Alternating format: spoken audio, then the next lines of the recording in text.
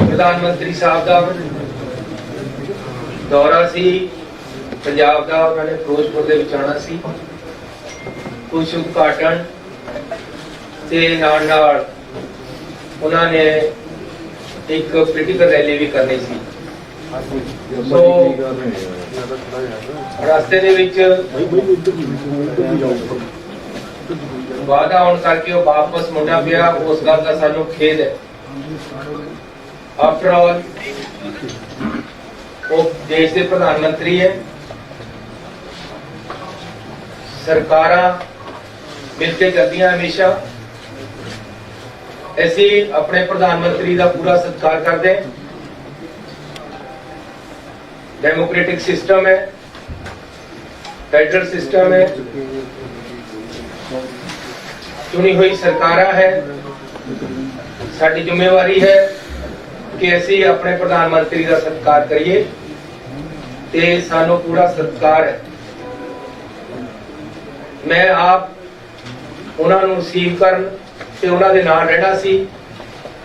पहला तो प्रोग्राम बनिया सी कि मैं उन्हां नूं बठिंडे रिसीव करना है, उस तो बाद हैलीकॉप्टर दे विच मैं उन्हां दे नाल जाना सी, फिरोजपुर जाके उन्हां दे नाल एक मीटिंग भी अटेंड करनी सी। उस तो बाद उन्होंने एक पोलिटिकल रैली करनी सी, उत्थे साडा जाण दा प्रोग्राम नहीं सी। ये बाद दे विच बनी है पोलिटिकल रैली दी प्रोग्राम, लेकिन उन्हां दा पार्टी दा प्रोग्राम सी। लेकिन कल हर किसी नूं जिन्हें भी प्राइम मिनिस्टर साहब नूं दे नेड़े जाना है, उन्हां नूं अपना कोरोना टेस्ट कराना पैंदा है।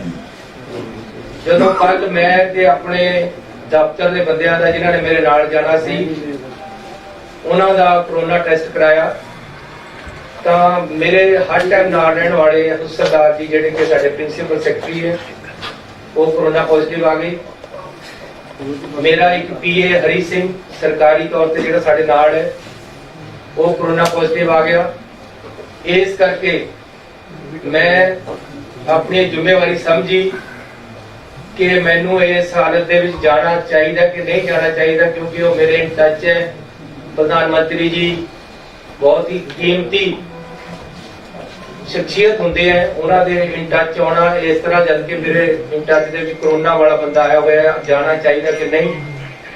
मैं इस बारे राती अपनी कैबिनेट के नाल दी राय मंगी। कैबिनेट ने मैनू राय दी कि सानू प्रधानमंत्री जी के ऑफिस नूं दस देना चाहिए है कि मैं कोरोना पॉजिटिव दे टच विच आया, इस करके मैनू आदेश दिते जाण कि मैं तुहाडा स्वागत करन ते पहुंचा कि ना पहुंचा। उत्थों सानू लिखती तौर पर आदेश आया व्हाट्सएप पे मैसेज कि हिमाचल ते हरियाणे के मुख्यमंत्री भी बीसी से जुड़ रहे, तुसी भी बीसी से जुड़ जाओ, ਤੁਹਾਨੂੰ ਫਿਰ ਇਸ ਹਾਲਤ 'ਚ ਨਾਲ ਨਹੀਂ ਆਉਣਾ ਚਾਹੀਦਾ। ਇਸ ਲਈ ਮੈਂ ਆਪਣੇ ਫਾਈਨਾਂਸ ਮਿਨਿਸਟਰ ਮਨਪ੍ਰੀਤ ਬਾਦਲ ਜੀ ਦੀ ਡਿਊਟੀ ਲਗਾਈ ਕਿ ਉਹ ਪ੍ਰਧਾਨ ਮੰਤਰੀ ਜੀ ਦਾ ਬਠਿੰਡੇ ਹਵਾਈ ਅੱਡੇ ਤੇ ਸਵਾਗਤ ਕਰਨ ਤੇ ਨਾਲ ਹੀ ਮੈਂ ਆਪਣੇ ਡਿਪਟੀ ਸੀਐਮ ਤੇ ਫਿਰੋਜ਼ਪੁਰ ਦੇ ਐਮਐਲਏ ਪਿੰਕੀ ਜੀ ਦੀ ਡਿਊਟੀ ਲਗਾਈ ਕਿ ਉਹ ਹਰ ਇਤਿਹਾਸ ਵਰਤਾਂਗੇ। रैली दे विच सेफ तरीके नाल बंदे आण, असीं इहदी पूरी कोशिश करांगे ते असीं रात नूं 3 बजे तक कोशिश करके जिन्ने भी किसान रैली ते सड़क पर बैठे सी उन्हां नूं उठाया। इहदे विच क्योंकि 5 दिनां तो केंद्र दीयां एजेंसियां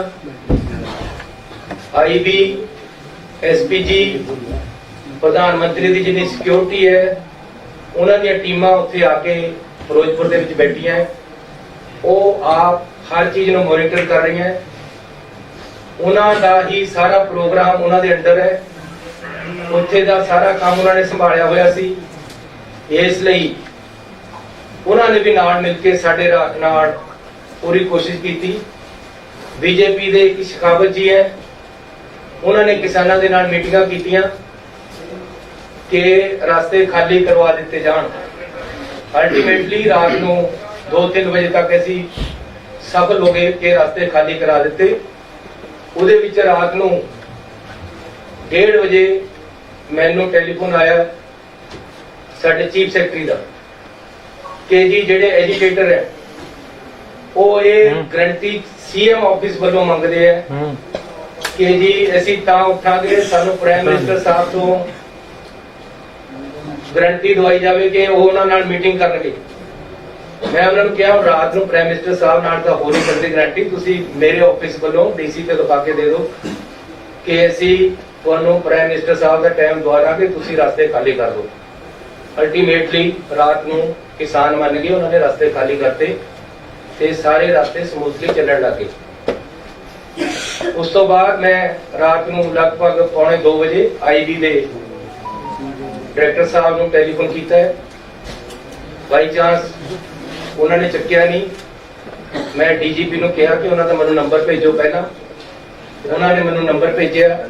ਮੈਂ ਆਪ ਉਹਨਾਂ ਨੂੰ ਕਾਲ ਕੀਤੀ ਕਿ ਹਾਲਾਤ ਬਿਲਕੁਲ ਕਲੀਅਰ ਹੋ ਗਏ ਆ ਉਹਨਾਂ ਨੂੰ ਦੱਸਣ ਵਾਸਤੇ ਤੇ ਉਹਨਾਂ ਦੀ ਰਾਏ ਪੁੱਛਣ ਵਾਸਤੇ, ਲੇਕਿਨ ਉਸ ਸਮੇਂ ਉਹ ਚੱਕ ਨਹੀਂ ਸਕੇ। 3 ਵਜੇ ਤੱਕ ਇਹ ਕੰਮ ਐਸੀ ਕੀਤਾ ਹੈ। ਸਵੇਰੇ ਲਗਭਗ 6:30 ਵਜੇ ਮੈਨੂੰ ਆਈਬੀ ਡਾਇਰੈਕਟਰ ਦਾ ਟੈਲੀਫੋਨ ਆਇਆ। ਪਹਿਲਾਂ ਮੈਂ ਨਹੀਂ ਚੱਕ ਸਕਿਆ, ਕੁਝ ਮਿੰਟਾਂ ਬਾਅਦ ਮੈਂ ਉਹਨਾਂ ਨੂੰ ਕੀਤਾ, ਉਹਨਾਂ ਨਾਲ ਡਿਸਕਸ ਕੀਤਾ। ਉਹਨਾਂ ਨੇ ਮੈਨੂੰ ਦੱਸਿਆ ਕਿ ਰਾਤ ਸਾਰਾ ਠੀਕ ਹੋ ਗਿਆ, ਸਾਰੀ ਪੁਲਿਸ ਨੇ ਬੜੀ ਮਦਦ ਕੀਤੀ ਹੈ, ਸਾਡਾ ਡੀਜੀ ਵੀ ਖੁਸ਼ੀ, ਸਾਰਾ ਕੁਝ ਠੀਕ ਹੋਇਆ। ਇਹ ਰਸਤੇ ਐਸੀ ਜਿਹੜੀ ਰੈਲੀ ਹੋਣੀ ਸੀ ਉਹਨਾਂ ਵਾਸਤੇ ਖੁਲਵਾਏ ਸੀ, ਉਹਨਾਂ ਦਾ ਹੀ ਪ੍ਰੋਗਰਾਮ, ਕਿਉਂਕਿ ਤਾਂ ਕਿ ਕੋਈ ਰੈਲੀ ਵਿੱਚ ਆਉਣ ਵਾਲੇ ਬੰਦੇ ਨੂੰ ਅਸੁਵਿਧਾ ਨਾ ਹੋਵੇ।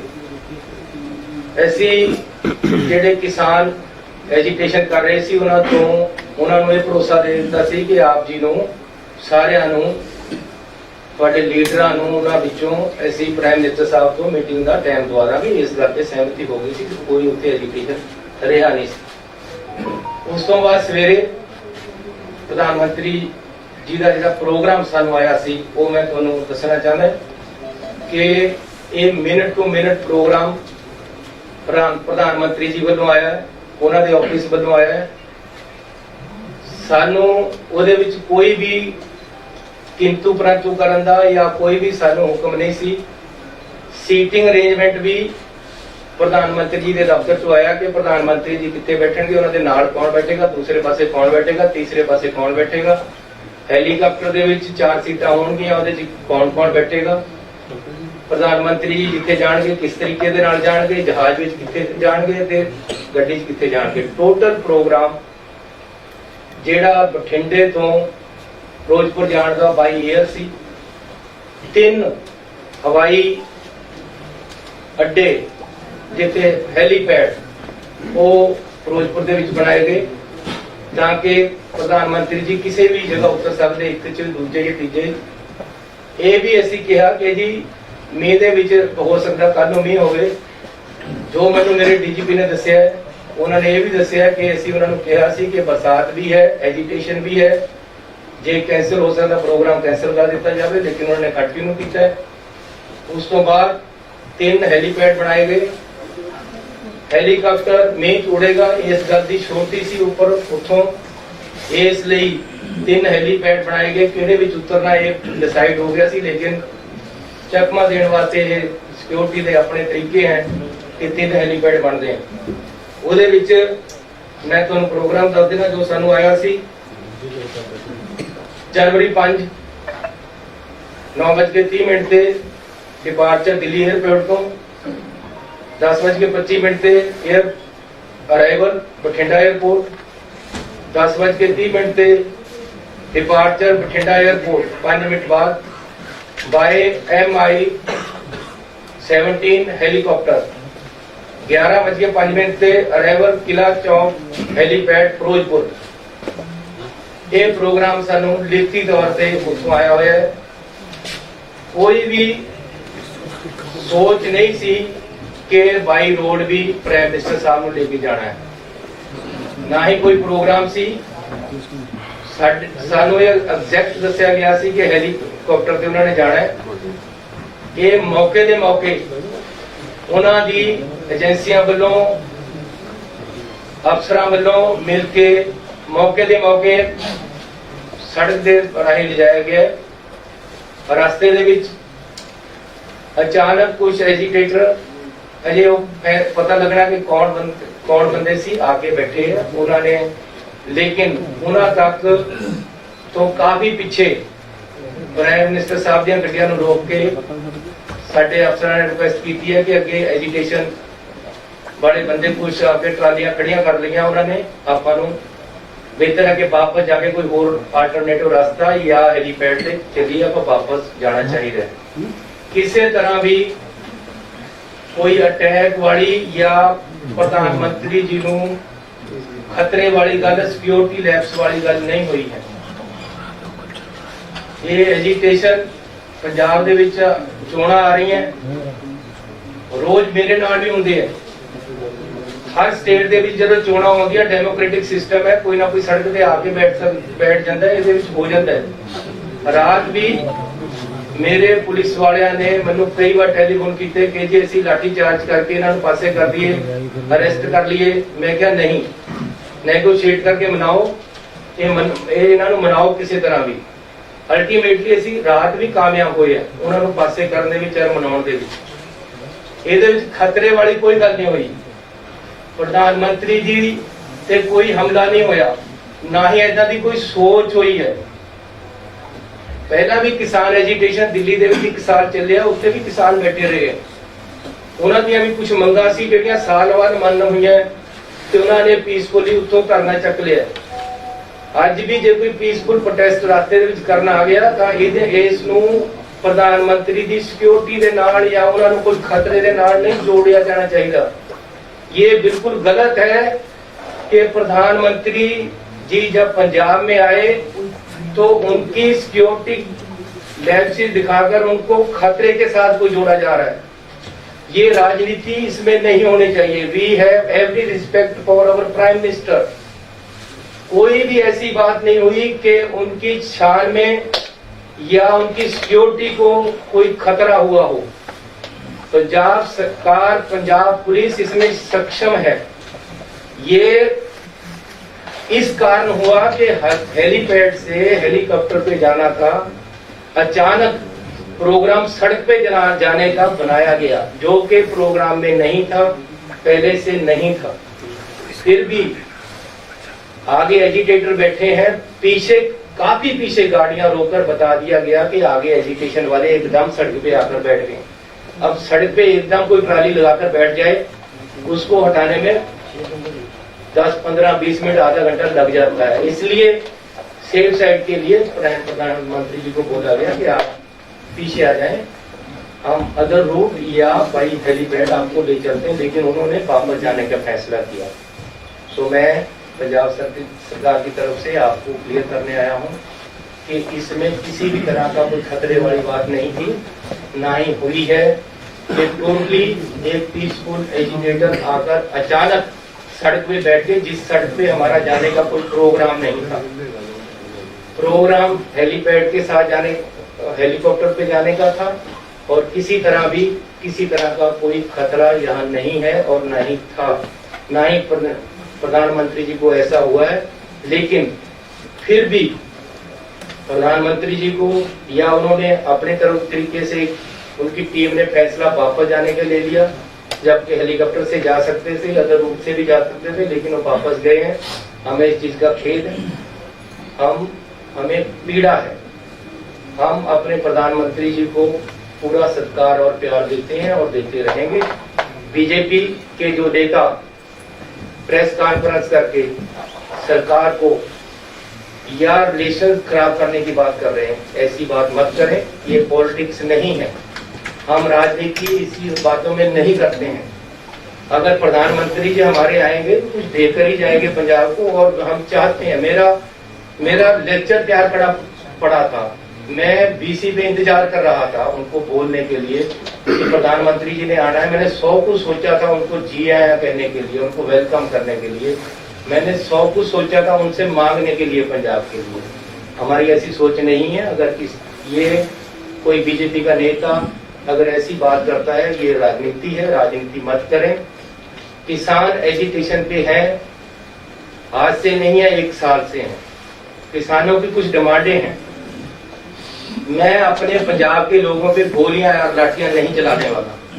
प्यार से मैंने पूरी रात लगाकर उनको सड़क से उठाया है और वो मोटिवेट होकर मेरी बात मानकर या सरकार की बात मानकर बीजेपी के नेताओं की बात मानकर प्रधानमंत्री से मिलने के आश्वासन के बाद उठ गए थे। उसके बाद कोई एजिटेशन नहीं था। इस रोड पे हमारा रूट प्लान नहीं था। अचानक कुछ लोग आकर बैठ गए हैं और उनको उठाया, प्यार से जा सकता था। कोई किसी तरह का खतरा या हमला नहीं हुआ है। तो फिर भी जो सिक्योरिटी लैप्सेस हुए हैं, अगर ये है तो हम इसकी इंक्वायरी भी कराने के लिए तैयार हैं और कराएंगे।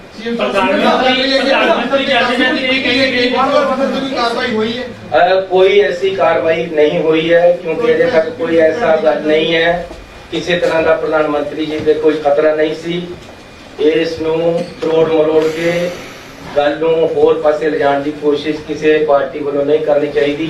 ना ही कोई इदां दी गल है। We have every respect over I am here. प्यार से पूछो, एक का जवाब। बीजेपी के लीडर का कर ही रहे ने, बट थोड़े जिहड़े साबका मुख्य मंत्री है कैप्टन अमरिंदर सिंह, वो भी कह रहे हैं कि बहुत बड़ी लैप्स हुई है कि अज ही जिहड़ा राष्ट्रपति राज लगा देना चाहिए। देखो, आज नहीं तो 4 दिन लगना ही है। सानू मेरी कोई मुख्यमंत्री या साडी कैबिनेट या कांग्रेस पार्टी इस गल पे नहीं खड़ी है। ना ही ऐसी कोई ये कह रहे हैं कि तुसी ना लगाओ। लेकिन मैं ये कह रहा कि अननेसेसरीली राजनीति नहीं होनी चाहिए। ये बिल्कुल ही नॉन पोलिटिकल मसला है। 1 साल तो किसान दिल्ली विच भी बैठे हैं यार, उत्थे क्या हो गया सी? आखिर 1 साल उत्थे नहीं पीसफुली बैठे रहे। उन्होंने क्या ही ना करे किसी ते अटैक किया। मैं अपने किसानों ते किवें गोली चलादा, मैं उन्होंने किवें लाठियां मारा? मैं जब मैं प्यार नाल ठाल सकदा उन्होंने, रात नूं ठालिया ही है। मनु रात भी होम मिनिस्टर साहब का टेलीफोन आया कि जी बंदे सड़क ते आके बैठ गए, साड़ी रैली है। प्राइम मिनिस्टर साहब ने तो बाई रोड जाना ही नहीं सी, उन्होंने रोकण वास्ते नहीं सी बैठिया कोई। हो सकता वो एजिटेटर नूं रोकण वास्ते बैठे होण, उत्थे तक तो गया ही कोई नहीं। एक मिनट, राजनीति जी पूछ लेना, राजनीति जी पूछ लेना।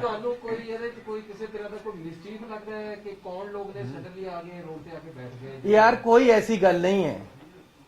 किसानां दीयां डिमांडां अजे कुछ खड़ियां हैं, इस करके वो रात मैनू अज तो 15 दिन पहला होम मिनिस्टर साहब का टेलीफोन आया, चन्नी जी वो लोग किसान रेलवे लाइन को रोककर बैठे हैं, आप उनको हटाओ। जम्मू कश्मीर और यहाँ कोयला आने की प्रॉब्लम है। ऐसे उन्होंने उठाया है, हमने उनको उठाया है, उनसे बातचीत करके यहाँ मैंने खुद बुलाकर मीटिंग की और उनको प्रेरित किया कि भाई नहीं, किसानों का भी नुकसान हो रहा है, देश का नुकसान हो रहा है, आगे भी कोयला जाना है, आप उठो, आप डिमांड बताओ। मैंने उनकी डिमांडें मानी।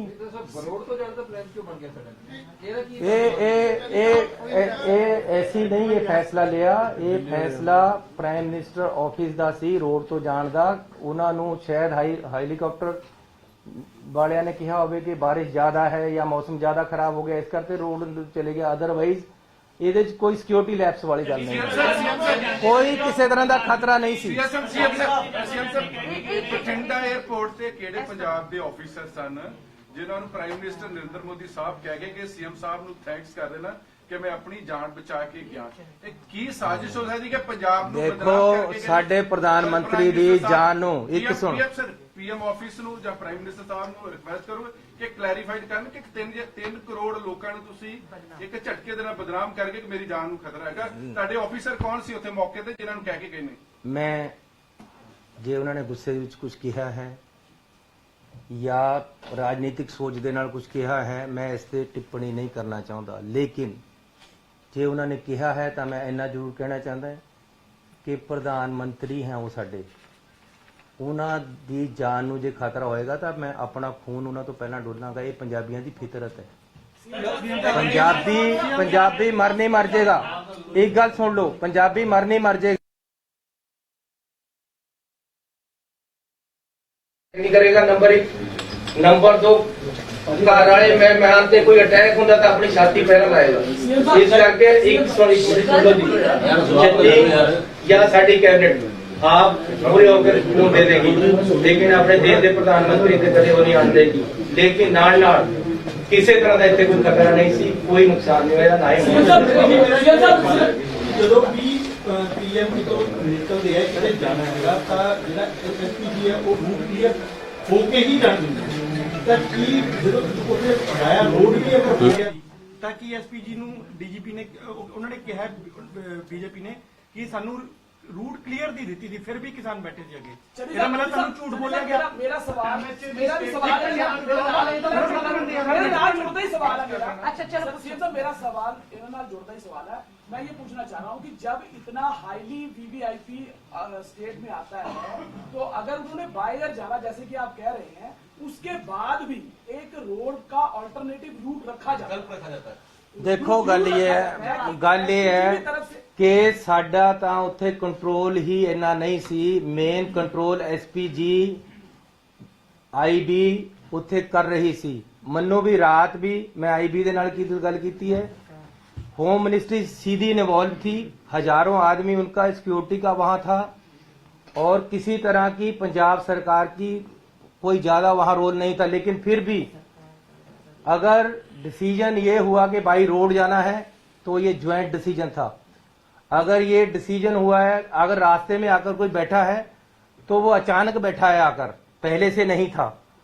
इसलिए इसको अननेसेसरीली सिक्योरिटी के साथ जोड़ना, ये दिस इज एन एजिटेशन। इसको सिक्योरिटी के साथ जोड़ना एक राजनीति हो सकती है, ये सिक्योरिटी के साथ जुड़ी हुई बात नहीं है। अगर एक साल किसान दिल्ली में बैठ सकते हैं तो क्या वो प्रधानमंत्री जी को या होम मिनिस्टर को या मुझे या किसी और को खतरा था? वो एक राजनीति नहीं थी, वो उनका एजिटेशन पीसफुल एजिटेशन था। यहां भी पीसफुल एजिटेशन था, रात हमने एजिटेशन उठाया था, अचानक कोई आकर बैठ गया तो उसमें कोई ये नहीं है कि जी किसी को खतरा था।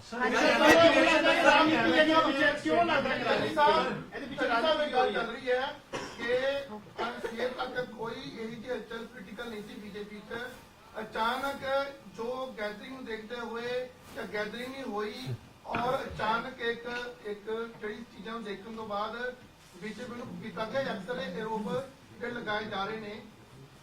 ਤੁਹਾਡੇ ਲੀਡਰ ਬੋਲੇ ਤਾਂ ਉਹਨਾਂ 'ਚ ਵੀ ਕਿਤੇ ਨਾ ਕਿਤੇ ਹੈਗੀ ਸੁਦੂਗਾ ਕੀ ਇਹ ਜੀ ਗੱਲ ਤੁਹਾਡੇ ਕੰਨ ਤੱਕ ਪਹੁੰਚੀ ਹੈ ਕਿ ਵੀ ਜਿਹੜਾ ਇੱਕ ਅਚਾਨਕ ਜਿਹੜਾ ਰਾਸ਼ ਨੂੰ ਦੇਖਦੇ ਹੋਏ ਜਾਂ ਭੀੜ ਨਾ ਹੁੰਦੇ ਹੋਏ ਇੱਕ ਮੋਦੀ ਨੇ ਆਪਣਾ ਇੱਕ ਚੁਣਾਵੀ ਰੈਲੀ ਨੂੰ ਕਾਮਯਾਬ ਬਣਾਉਣ ਦੇ ਦੇਖਦੇ ਉਹਨੇ ਇਦਾਂ ਸਟੰਟ ਜਾਂ ਤੁਹਾਨੂੰ ਇਹ ਲੱਗਾ ਜਾਂ ਹੋਇਆ?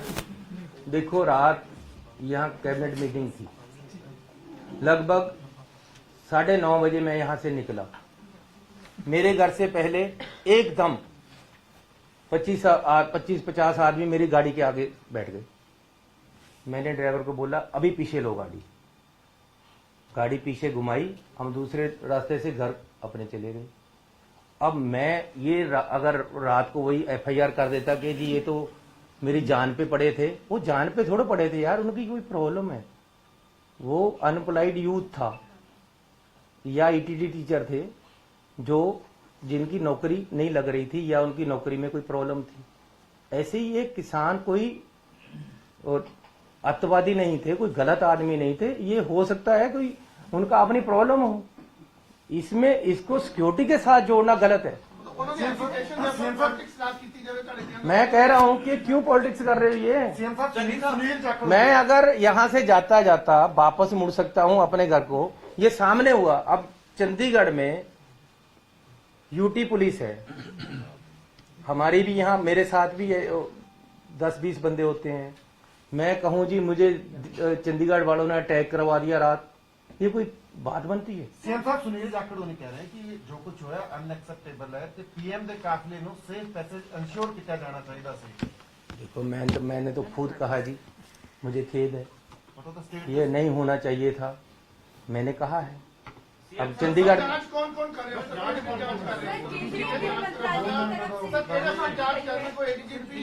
और होता है होने ऐसी बंदे लगावांगे। मुख्यमंत्री से बात हुई, उन्होंने कहा भाई चंद्री साहब को मुख्यमंत्री रहने का कोई अधिकार नहीं है। मैं राष्ट्रपति से बात करूंगा सरकार को बर्खास्त करने की। अरे रात मुझे मुख्यमंत्री के हरियाणा के मुख्यमंत्री के घर के सामने वो रोका था। झंडा बीजेपी के लोग सुनो, रात मुझे मुख्यमंत्री हरियाणा के घर के आगे 50 आदमियों 25-30 आदमियों ने एकदम रोक लिया, आगे आकर बैठ गए। तो अब मैं कहूं कि हरियाणा का मुख्यमंत्री रिजाइन कर दे? अरे यूटी यहाँ पुलिस है, मुझे रात रोका है, मैं गाड़ी वापस लेकर दूसरे रास्ते किया, मैं अब कहूं कि यहाँ अमित शाह जी रिजाइन कर दें? किस बात का भाई? अरे ये पहली बात ये है कि this is a political agitation, इसमें सिक्योरिटी लैप्सेस वाली बात नहीं है, खतरे की कोई बात नहीं है।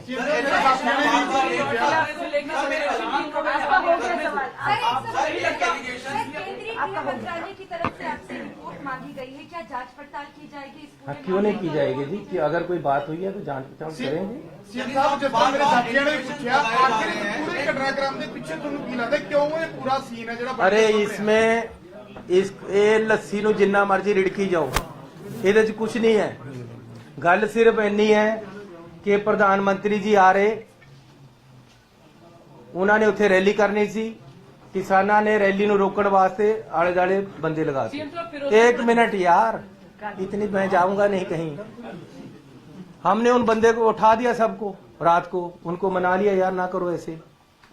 अब 70,000 कुर्सी लगी हुई, 700 बंदा वहां पहुंचा, मैं क्या करूं यार? सीएम साहब प्रधानमंत्री जी ने सर एक चीज बड़ी स्पेसिफिक एमएचए ने इलेक्शन के अपनी स्टेटमेंट किया है कि necessary clearance it was taken from DGP Punjab when it was decided to travel by road. क्या DGP पंजाब ने वो necessary ਜਿਹੜੀ clearance ਉਹ ਕੀਤੀ ਸੀਗੀ? ਕਿਉਂਕਿ ਸਰ ਤੁਸੀਂ ਤਾਂ ਕਹਿ ਰਹੇ ਹੋ ਕਿ ਅਚਾਨਕ ਹੋ ਗਿਆ, ਲੇਕਿਨ ਪ੍ਰਾਈਮ ਮਿਨਿਸਟਰ ਦਾ ਵੀ ਪ੍ਰੋਟੋਕੋਲ ਹੁੰਦਾ, ਹਰ ਚੀਜ਼ਾਂ ट्रैवल करना, ਉਹਦਾ ਐਸਪੀਜੀ ਦਾ ਆਪਣਾ ਰੋਲ ਹੈ, ਯੂ ਬੁੱਕ ਦਾ ਆਪਣਾ ਰੋਲ ਹੈ, ਪੁਲਿਸ ਦਾ ਆਪਣਾ ਰੋਲ ਹੈ। ਕਿ ਡੀਜੀਪੀ ਨੇ ਕਲੀਅਰੈਂਸ ਦਿੱਤੀ ਸੀ? ਸੁਣੋ, ਸਾਡੇ ਫਿਰ ਮੈਂ ਦੱਸਦਾ ਕਿ ਪੁਲਿਸ ਦਾ ਰੋਲ ਬਹੁਤ ਹੀ ਲਿਮਟਿਡ ਕਰ ਦਿੱਤਾ ਗਿਆ ਸੀ ਉੱਥੇ। ਹਰ ਚੀਜ਼ ਐਸਪੀਜੀ, ਆਈਬੀ, ਕੇਂਦਰੀ ਏਜੰਸੀਆਂ ਡਿਸਾਈਡ ਕਰ ਰਹੀਆਂ ਸੀ ਉੱਥੇ, ਤੇ ਨਾਲ ਨਾਲ ਇੱਥੇ ਤੱਕ ਕਿ ਸੀਟਿੰਗ ਅਰੇਂਜਮੈਂਟ ਵੀ ਮੇਰੇ ਪਾਸ ਚਿੱਠੀਆਂ ਮੈਂ ਤੁਹਾਨੂੰ ਜਾਰੀ ਕਰਾਂਗਾ, ਦੇ ਦਿੰਦਾ ਹੁਣੇ। ਸੀਟਿੰਗ ਅਰੇਂਜਮੈਂਟ ਵੀ ਸੀਐਮ ਕਿੱਥੇ ਬੈਠੇਗਾ, ਕੌਣ ਕਿੱਥੇ ਬੈਠੇਗਾ, ਉਹਨਾਂ ਨੇ ਡਿਸਾਈਡ ਕੀਤਾ ਹੈ। ਰੈਲੀ ਦਾ ਵੈਨਿਊ ਉਹਨਾਂ ਨੇ ਡਿਸਾਈਡ ਕੀਤਾ, ਜਿੱਥੇ ਸਾਨੂੰ ਜਾਣ ਦੀ ਆਗਿਆ ਨਹੀਂ ਸੀ, ਦੂਸਰੇ ਪਾਸੇ ਵੀ ਉਹਨਾਂ ਨੇ ਡਿਸਾਈਡ ਕੀਤਾ ਹੈ। ਹੈਲੀਕਾਪਟਰ 'ਚ ਕੌਣ ਬੈਠੇਗਾ, ਕੌਣ ਨਹੀਂ ਬੈਠੇਗਾ, ਇਹ ਵੀ ਉਹਨਾਂ ਨੇ ਡਿਸਾਈਡ ਕੀਤਾ ਹੈ। ਜਿਹੜਾ ਬਾਈ ਰੋਡ ਜਾਣ ਦਾ, ਇਹ ਵੀ ਉਹਨਾਂ ਦਾ ਜੁਆਇੰਟ ਡਿਸੀਜਨ ਹੈ। ਸਾਡਾ ਪੁਲਿਸ ਅਫਸਰ ਵੀ ਹੋ ਸਕਦੇ ਉਹਦੇ ਵਿੱਚ, ਲੇਕਿਨ ਜੁਆਇੰਟ ਡਿਸੀਜਨ ਹੈ। ਇਹਦੇ ਵਿੱਚ ਇਹ ਮੇਰੀ ਗੱਲ ਸੁਣੋ, ਤੁਸੀਂ ਜਿੰਨਾ ਮਰਜ਼ੀ ਕਰ ਲਓ, ਐਜੀਟੇਟਰ ਆ ਕੇ 5 ਮਿੰਟ ਲਈ ਸੜਕ ਦੇ ਵਿੱਚ ਇੱਕਦਮ ਆ ਕੇ ਬੈਠ ਕੇ ਤੁਸੀਂ ਕੀ ਕਰੋਗੇ? ਤੁਹਾਨੂੰ ਇਹੀ ਕਹਿਣਾ ਪਏਗਾ ਠੀਕ ਹੈ ਜੀ ਆਲਟਰਨੇਟਿਵ ਰੂਟ ਲੈ ਲੈਂਦੇ ਆ, ਜਾਂ ਆਪਾਂ 10 ਮਿੰਟ ਇੱਥੇ ਰੁਕ ਜਾਂਦੇ, ਅਸੀਂ ਉਹਨਾਂ ਨੂੰ ਅੱਗੇ ਪਾਸੇ ਕਰ ਦਈਏ। ਇਸ ਤੇ ਜ਼ਿਆਦਾ ਕੁਝ ਵੀ ਗੱਲ ਨਹੀਂ ਹੈ। ਜੀ ਸਰ, ਮੇਰਾ ਦੁਬਾਰਾ ਸਵਾਲ ਹੈ, ਕਾਈਂਡਲੀ ਪਲੀਜ਼ ਵੀਡੀਓ ਦੇ ਵਿੱਚ ਨਾ ਬੀਜੇਪੀ ਦਾ ਫਲੈਗ ਦਿਖਿਆ, ਜਿਹੜੇ ਪ੍ਰੋਟੈਸਟਰ ਨੇ ਨਾਰੇ ਲਗਾ ਰਹੇ ਨੇ, ਉਹਦੇ ਬਾਰੇ ਕੁਝ ਆਇਆ ਤੁਹਾਡੇ ਕੋਲ? ਮੈਂ ਅੱਜ ਇਸ ਗੱਲ ਤੇ ਪੋਲਿਟਿਕਸ ਨਹੀਂ ਕਰਨਾ ਚਾਹੁੰਦਾ। ਮੈਂ ਤੁਹਾਨੂੰ ਉੱਥੇ ਰੈਲੀ ਦੇ ਵਿੱਚ ਇਕੱਠ ਨਹੀਂ ਹੋਇਆ, ਇਹ ਵੀ ਇੱਕ ਕਾਰਨ ਹੋ ਸਕਦਾ, ਕਿਹਾ ਨਹੀਂ। ਮੈਂ ਤੁਹਾਨੂੰ ਨਹੀਂ ਕਹਿੰਦਾ ਕਿ ਜੀ ਉੱਥੇ ਝੰਡੇ ਬੀਜੇਪੀ ਦੇ ਆ ਰਹੇ ਸੀ। ਯਾਰ ਕਿਆ ਇਹਨਾਂ ਗੱਲਾਂ 'ਚ ਪੈ ਕੇ ਰੋ ਰਹੇ? ਅਲਟੀਮੇਟਲੀ ਗੱਲ ਇਹ ਹੈ ਕਿ ਇਹ ਇੱਕ एजिटेशन सीगा, एजिटेशन वाले अगे रुके हुए सी और पीएम साहब को पीछे रोककर बता दिया गया आगे एजिटेशन वाले आ गए हैं, हमें रूट चेंज करना पड़ेगा। उन्होंने वापस जाने का इरादा कर दिया, ये उनका इरादा है, हम नहीं रोक सकते। सीएम साहब मेरा फिर सवाल है, सिक्योरिटी ब्रीच आजकल फैशन हो चुका है, तुम भी कई बार तोड़ के बच्चे चले जाते, प्राइम मिनिस्टर साहब ने कई बार आप तोड़ी है। मेरा कंसर्न यह है कि प्राइम मिनिस्टर ने जो पंजाबियों डिफेम करके गए ने उन्होंने मायने की है ने, सिक्योरिटी ब्रीच साडे इंडियन पॉलिटिशियन खुद तोड़ देंगे है, तुम भी कई बार तोड़ी है, प्राइम मिनिस्टर साहब ने कभी तोड़ी है, जो ऑफिसर है वो सस्पेंड हो जाता। प्राइम मिनिस्टर ने की मायने है जी एडी बड़ी स्टेटमेंट? सर मैं आपकी बात को समझता हूँ लेकिन मैं बोलता नहीं, अपने अपने अंदाज हैं। मैं शरीफ सोच से चलता हूँ, मुझे कोई गाली दे देता है मैं कहता है यार ठीक है तू अच्छा बंदा है, यही समझ लो कि मुझे गाली दी है तो मैं कह रहा हूँ तुम अच्छे बंदे। लेकिन प्रधानमंत्री बड़े हैं, मेरे से बड़े हैं उम्र में, मेरे से बड़े हैं ओहदे में, उनको एजिटेशन वालों ने आगे रोका है वो पीछे रुक गए हैं, किसी तरह का जान माल का खतरा नहीं था। लेकिन अगर उन्होंने गुस्से में या राजनीतिक तौर पे कुछ मुझे कह दिया है, मुझे एक्सेप्टेड है, मैं उनको जवाब नहीं देना चाहता। मैं उनको कहता हूँ खुश आमदीद, आप फिर आओ, लेकिन हम आगे से अच्छे इंतजाम करेंगे, आपको ऐसी दिक्कत नहीं है।